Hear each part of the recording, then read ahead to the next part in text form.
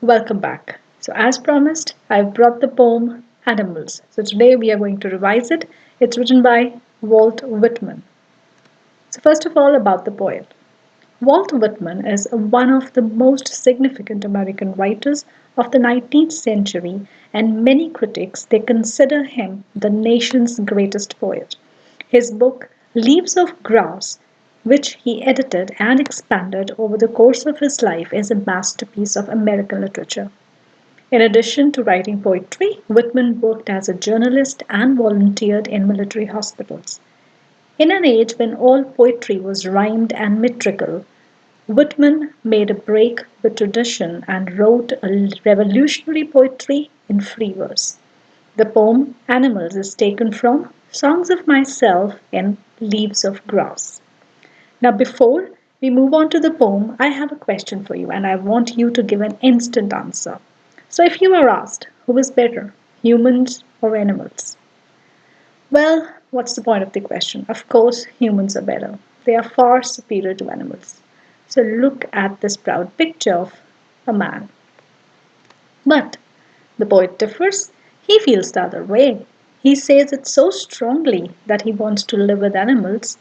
Let's see why the poet has given up on humans. So that is the poem. Why the poet has given up on humans. Animals. Let's begin. The beginning lines of the poem: I think I could turn and live with animals. They are so placid and self contained. I stand and look at them long and long. So we have animals here and what the poet says. The opening line seems to be a stark statement. The poet quite clearly says that he would prefer to live with animals. So there has to be a strong reason why the poet is turning away from humans. So I think I could turn and live with animals. So this stark statement, there has to be a strong reason. So let's see. According to him, animals are calm and self dependent. So this is the reason that he's giving. Animals are calm and self dependent, placid, that is calm, self contained, self dependent. They are independent. So this is what the poet gives us the reason that why he wants to turn away on humans and be one with animals. Now, from the next line, it becomes clear that it is not an impulsive decision of the poet. He has observed animals for long before coming to this conclusion.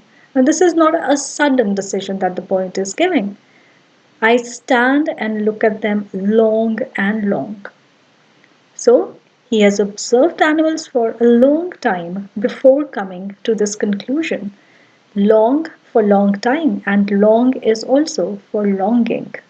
He has a desire to be one with animals also. So, this is what you can write the explanation as. The poet wants to live in the world of animals and be one among them. The poet has admiration for animals because he feels that they are more calm and composed, placid than human beings. According to the poet, animals are self dependent and satisfied, so they are self contained. For these reasons, the poet feels that he could turn to them. He stands and looks at animals for a very long time, observing them and studying their virtues. Animals don't complain about anything.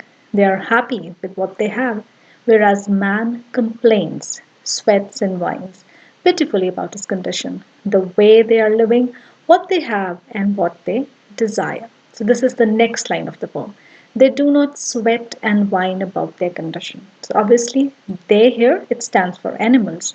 So, animals don't complain about anything. They are happy with what they have, whereas man complains, he sweats and whines pitifully about his condition, the way they are living, what they have, and what they desire. So these are the complaints of man.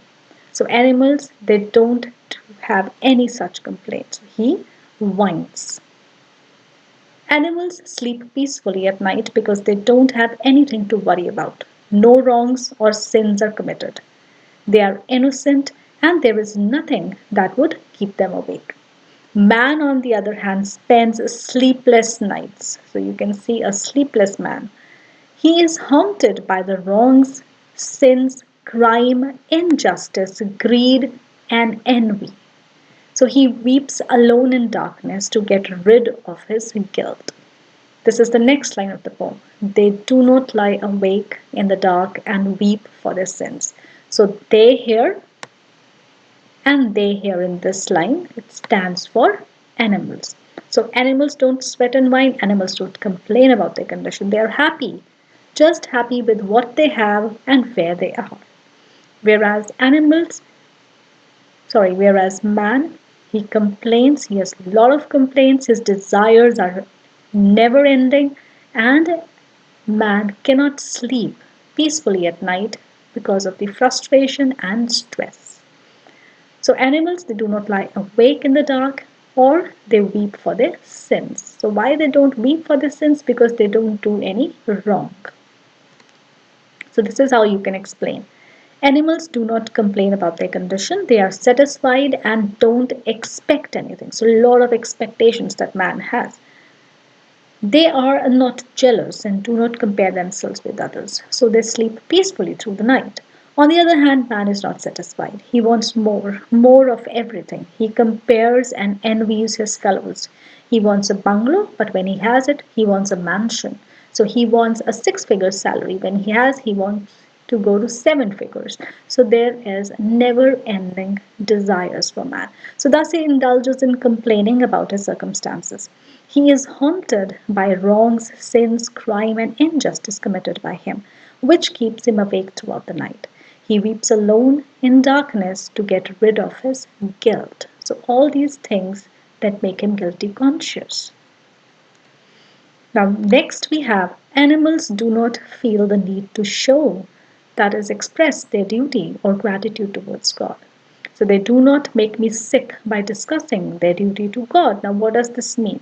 When animals, they don't do any wrong, when they are not guilty conscious, they don't have any guilt, so they don't need to pray to God. They are clear, they are innocent.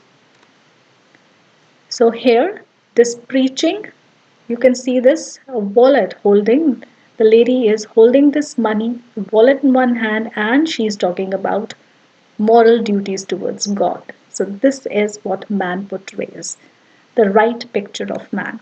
So on the other hand, man pretends to be religious and God-fearing. The poet is fed up by the boastful nature of man who wants recognition for his act of charity. So they are doing charity in the name of God, but they want to declare it. They want recognition for that. So charity that is performed in the name of God. Humans preach but don't practice. This hypocrisy of man sickens him. So this is a hypocrite. Man with double faces.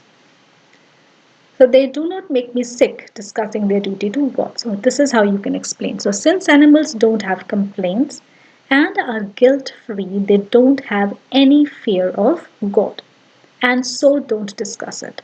Man, on the other hand, is guilty conscious and man is aware of his sin. So you cannot say that man is not aware that he is doing wrong or he's not doing any wrong. He is aware of his sins.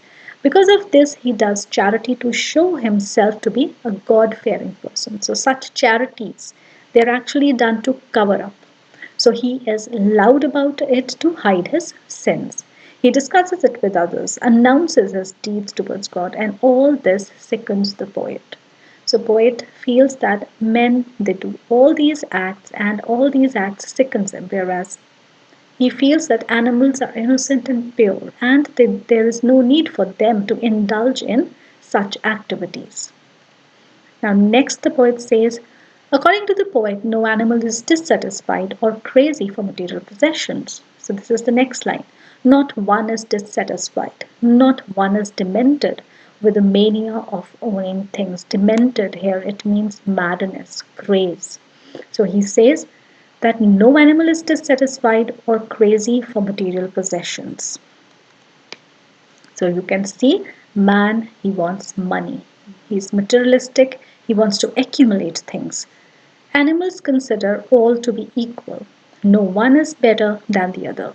So they don't kneel to another or even to their ancestors. So that is the next line. Not one kneels to another, nor to his kind that lived thousands of years ago.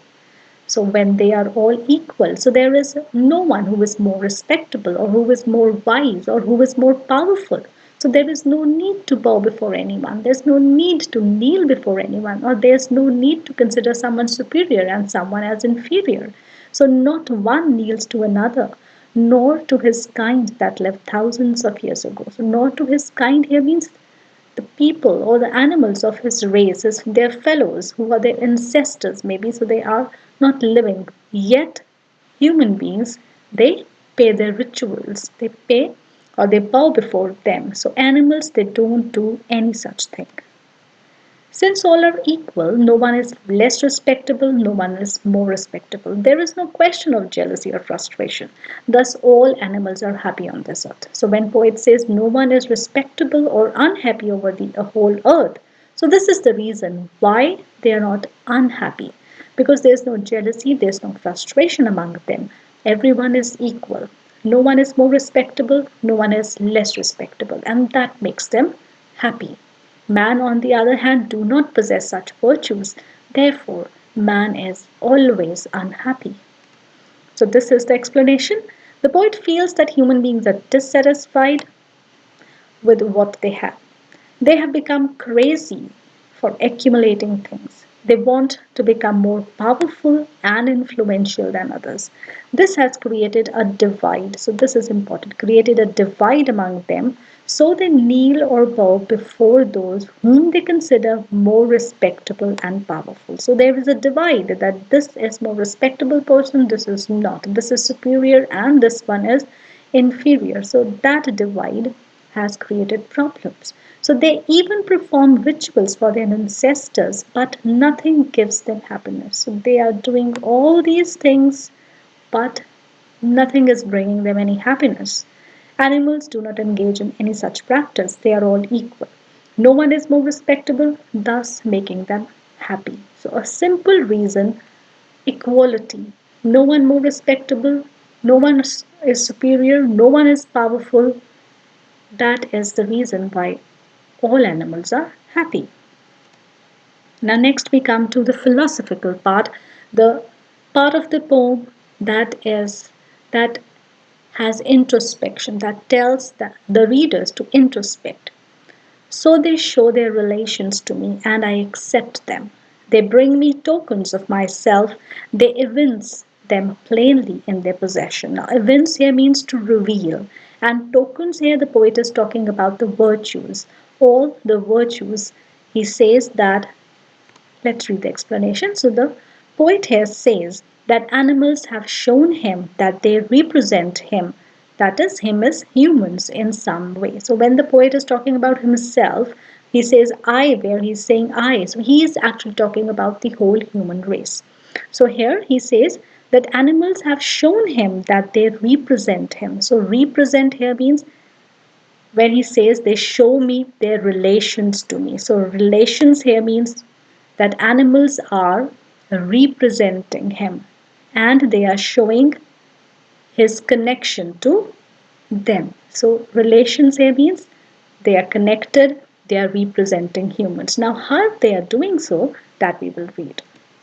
So, when times were simpler, needs were limited, man and animals coexisted. So, this is the relation the poet is talking about. When times were simpler, needs were limited. So, at that time, man and animals they coexisted. Even humans possess the virtues of kindness, compassion, togetherness, and contentment like animals. So, all these virtues at that time they were part and parcel of human character. So the poet accepts this idea presented to him by animals. So now, as he stands and he observes animals, so animals they are reminding him that all these virtues were once part of his character. His character here means he's talking about again the whole human race.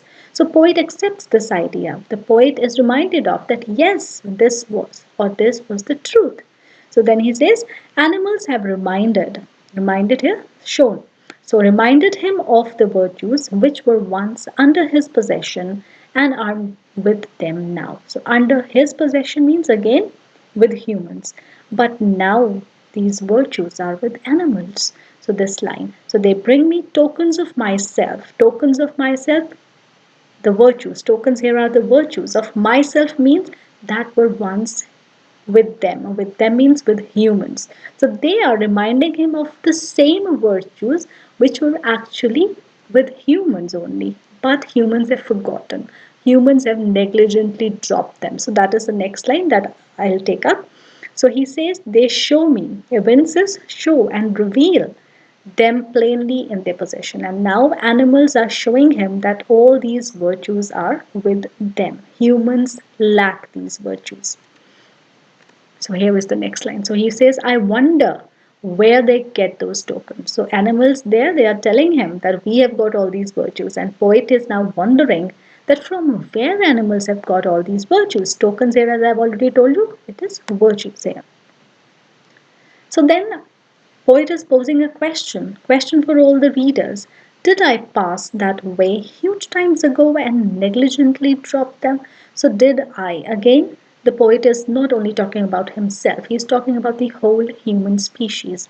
So he says, did I pass that way huge times ago and negligently drop them? So now which way he's talking about? So the poet now wonders, from where did animals get these tokens? So tokens, as I told you, virtues. How did these reach them? So these are the questions that are haunting the poet. Did I, so I is for humans, drop these virtues negligently on my way to progress? He wants to make it clear that this has not happened in a day. The change that he's talking about, the change from virtues to lack of virtues. He says it is not a momentary task, or this didn't happen over a day. Over the years of evolution, progress, industrialization, huge times ago. So when the poet says, did I pass that way huge times ago? That means many, many years ago this started when progress, industrialization, evolution started. So on that way, that was the path he's talking about. Did I pass that way? So that path of evolution. So he says that on that path of evolution, man lost these virtues to animals who seem to have picked these up from where man had dropped them negligently. So this is how we have reached that stage that now we lack these virtues, but animals, they still possess them. So in the beginning, the poet has already told us that when times were simpler, animals and humans, they coexisted. But humans, they started on the way of progress. They started towards industrialization. And as they passed towards that path, they took that path of progress, they negligently dropped these virtues. So it is not a day's process. It is huge times ago. Over the years it happened. But animals, they stayed there. They picked up those virtues that were negligently dropped, and animals are thus a happy lot than humans. So there's a lot to introspect. It is a reflective poem with a great message. So that's the poem, and now we come to the theme. The very first line of the poem, I think I could turn and live with animals. They are so placid and self contained. It sets the theme of the poem, Animals, written by Walt Whitman. So this line is very important. The poet indirectly calls humans lesser mortals by expressing his desire to live with animals. So he has chosen animals over humans. He places animals on a higher pedestal than humans because animals still possess qualities of contentment, love, equality, and satisfaction which humans have lost on their way of evolution. The poet is reminded of these tokens, that is, the virtues, when he observes animals. Thus, it is a reflective poem where the poet wants us to introspect at that where and why did the path of animals and humans become different. Now, the message of the central idea. So, looking at the animals and observing them for quite some time, the poet feels that animals are better than humans in many ways. He therefore wants humans to develop the qualities of contentment, equality, love, justice, peace, and harmony which animals possess. He feels that maybe man has lost these virtues unknowingly on the path of evolution and progress. He wants man to introspect and try to imbibe these virtues and shed vices like greed, jealousy, dissatisfaction, and sloth. So now the message is obviously that even if we have lost these values, lost these virtues unknowingly and negligently on the path towards progress. Now it is the time for introspection, and we should try to imbibe these virtues and shed those vices like greed, jealousy, dissatisfaction, and sloth. So now the literary devices. Yes, the rhyme scheme. So it is a free verse, as we have already talked when we read about the poet, that he started or he broke the tradition of rhyming poetry and he started the free verse. So this poem is a free verse. Now assonance. So the I sound here. Now assonance from A, I have already told you how to remember assonance is vowel sound, because they start with A, E, I, O, U. So A for assonance and A, E, I, O, U for vowels. So here I sound, it is repeating in live, in with, in animals. So here we have the I sound. Then comes repetition. So I stand and look at them long, and long is repetition. Metaphor. So tokens here actually stands for virtue. So therefore it is a metaphor. Alliteration. So wonder and where. So W were sound is alliterating or repeating. Then here I stand and look at them long and long. So here again we have L sound is repeating. So this is alliteration. Next we have anaphora. So anaphora, as I've already explained you in previous poems, it is when consecutive lines they begin with the same word or words, so that literary device is called anaphora. Like here we have these three lines that are beginning with they do not. So again the next line they do not, again the next line they do not. So this is anaphora. Then in the next stanza again, we have not one, again we have not one, and again we have not one. So there are two examples of anaphora in the poem, two different stanzas. So they do not, they do not, they do not, three consecutive lines, and again not one, not one, not one, again three consecutive lines. So that is anaphora. Now very short questions, 1 mark questions. They have given 10 very short questions, so you can answer these. Answers I'll be giving in the next video. So these are the 10 short questions. After that, we have synonyms here. So you have to match these, the word with its synonym, because these can come in extracts. So again, these are 1 mark. And then we have 10 2 marks questions. So you can solve these questions and then watch the next video for the answers. Here is one 5 mark question also. So I'll be discussing all the answers in the next video. And now these are the important videos from the examination point of view. I have covered all these chapters: poems, analytical writing, letter to weather, and placing order. So all the links I'll be giving in the description box. So before I say bye, do subscribe to my channel, give it a thumbs up, write a nice comment, write it down how helpful this video was, and bye for now. And this is the images from where I've taken. So these are the image credits. So I hope you liked this video. Bye and happy